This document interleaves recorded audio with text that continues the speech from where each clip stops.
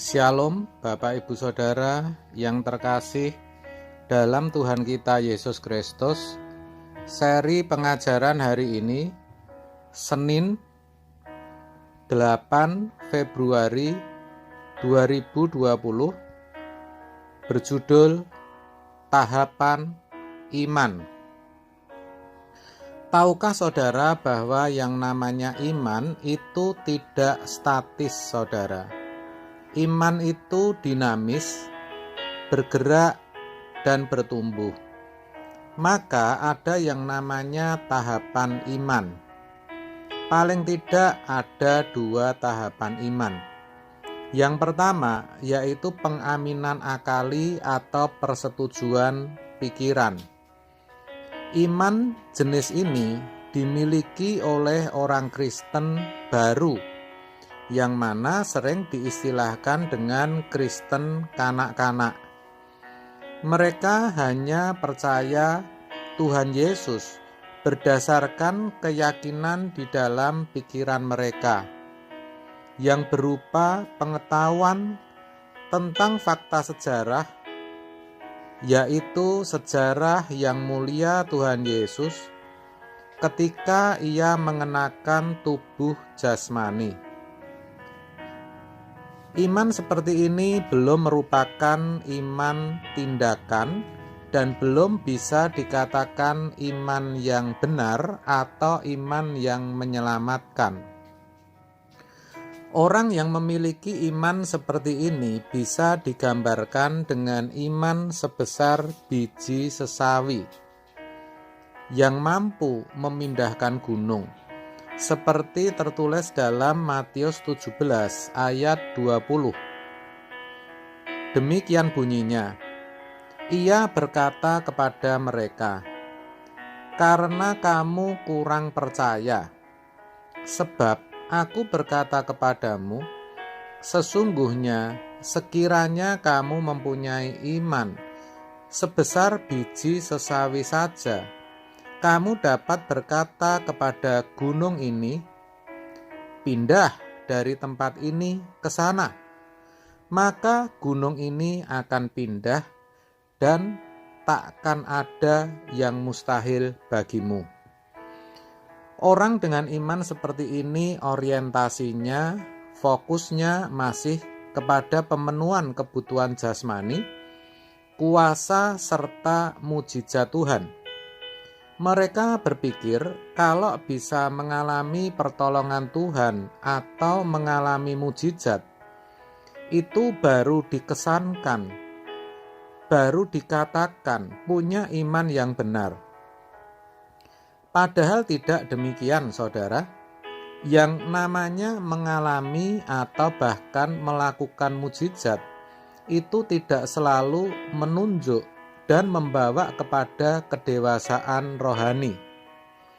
Namun demikian itu bukan salah dan memang tidak salah. Bahkan jenis iman ini harus dimiliki orang percaya. Karena itulah awal daripada iman, agar orang bisa memiliki iman yang benar. Dan itulah tahapan iman yang pertama. Tahapan yang kedua adalah iman yang sempurna atau iman yang menyelamatkan. Ini sudah ditandai adanya tindakan atas iman itu sendiri. Di sini orang mulai berusaha untuk mengenal Tuhan dengan benar, mencari tahu apa yang menjadi kehendaknya, bahkan melakukannya. Iman seperti inilah yang diperagakan oleh Abraham dan para tokoh iman lainnya dalam Alkitab. Mereka rela meninggalkan segala ambisi dan keinginannya demi melakukan kehendak Bapa. Terkait akan hal ini, Paulus rela untuk tidak menganggap yang diperolehnya sebagai keuntungan setelah ia mengenal Yesus. Bahkan segala sesuatunya dianggap sampah. Filipi 3 ayat 7-8. Tetapi apa yang dahulu merupakan keuntungan bagiku, sekarang kuanggap rugi karena Kristus.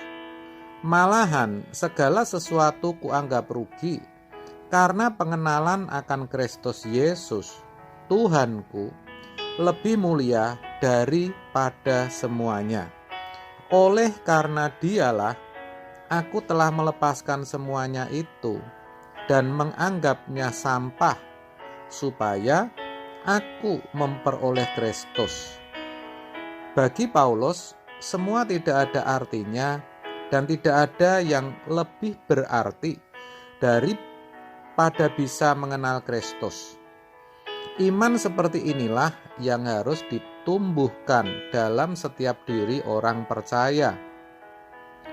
Orang dengan iman seperti ini tidak lagi mempersoalkan apakah Tuhan menyembuhkan sakitnya atau tidak, apakah Tuhan mengangkat masalahnya atau tidak, apakah Tuhan melakukan mukjizat atau tidak, apakah ia mendengar suara Tuhan secara audible atau tidak, dan masih banyak lagi. Semua itu tidak penting bagi dirinya. Ia percaya penuh walaupun tidak melihat. Seperti iman yang Yesus katakan kepada Thomas dalam Yohanes 20 ayat 28 sampai 29.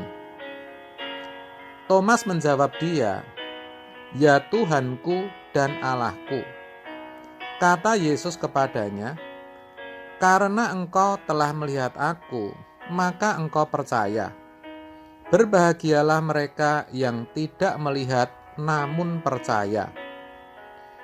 Orang percaya yang benar harus sampai pada tahap iman ini, di mana tidak melihat namun percaya. Dalam tahapan ini, orang percaya diharapkan memiliki keyakinan penuh terhadap kehidupan yang akan datang, yaitu kerajaan Tuhan Yesus yang akan dinyatakan, sehingga menaruh pengharapan sepenuhnya pada penyataan kedatangan Tuhan Yesus. 1 Petrus 1 ayat 13 berkata demikian, "Sebab itu siapkanlah akal budimu, waspadalah dan letakkanlah," perhatikan, "pengharapanmu seluruhnya atas kasih karunia yang dianugerahkan kepadamu pada waktu penyataan Yesus Kristus." Orang percaya yang mengerti adanya pengharapan ini akan ditandai dengan hati yang dipindahkan dalam kerajaan surga.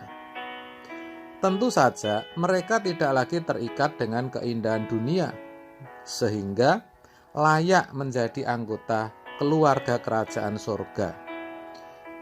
Dan untuk memiliki iman yang penuh, seseorang harus berjuang sampai benar-benar memilikinya.